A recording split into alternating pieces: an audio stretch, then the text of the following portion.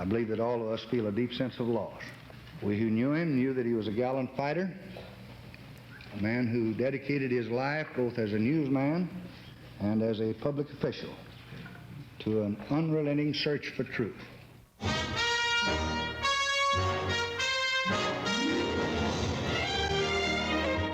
Sunday News Close-Up. Search for Truth. A profile of Edward R. Murrow.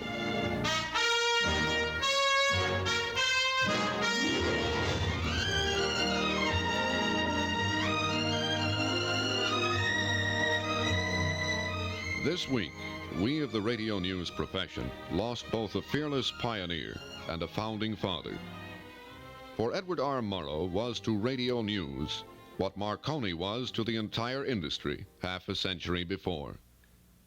In 1930, when radio was starting to emerge as something more than a sitting room novelty, a prominent newspaper publisher confessed that his own worst fears about radio news had proved unfounded. Radio, he told a federal hearing, will probably not live up to its promise, and entertainment, not news, must continue to be its mainstay. Silas Bent, a biographer of the journalism profession, wrote that it is unlikely that radio will afford a medium for full and free accounts of what is happening in the world, or will become a trustworthy basis of public opinion. There was little happening on the airwaves to compel Bent to revise his book. It was about this time that Ed Murrow, a young man from the West, came east and went to work for the Columbia Broadcasting System as its director of talks and education. Murrow was the son of a North Carolina farmer who later turned to railroading and moved his family to the state of Washington, where, for a time, they all lived in a tent. He was christened Egbert Roscoe Murrow, but early in life he tired of fighting other lads over his name and changed it to Ed. After graduating from Washington State College, he seemed headed for a career as an educator, although Murrow later recalled that he had no career in mind at the time. In 1937, 2 years after he joined CBS, Murrow was shifted to London as European director in charge of lining up cultural broadcasts. In London, the war clouds that seemed so remote in the United States lay dark and ominous over Europe. In 1938, Murrow, acting more or less on his own, hired an assistant, William L. Shirer, who even then was chronicling his Berlin diaries and the rise of the madman of Munich. That same year, Shirer, on assignment in Austria, was an eyewitness to history, the fall of Austria to the swastika stormtroopers.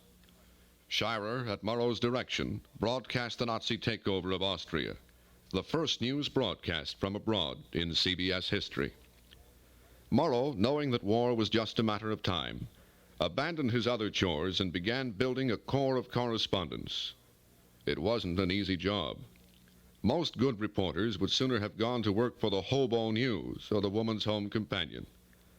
Murrow recalled those first days as a foreign correspondent. I can remember when I first went to Europe in 1937, I was not permitted to be a member of the American Correspondents Association in London or Paris because I was involved in that ridiculous thing called radio.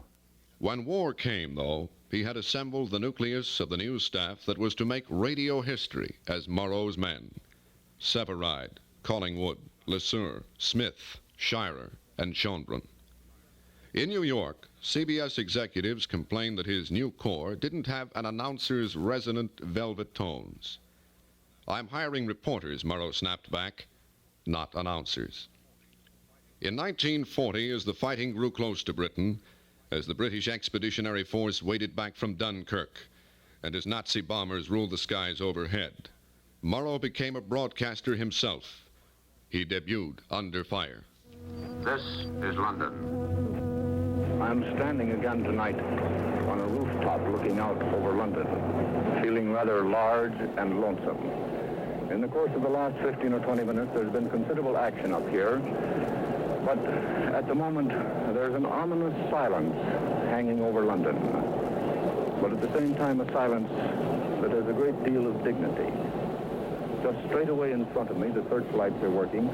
I can see one or two bursts of anti-aircraft fire far in the distance.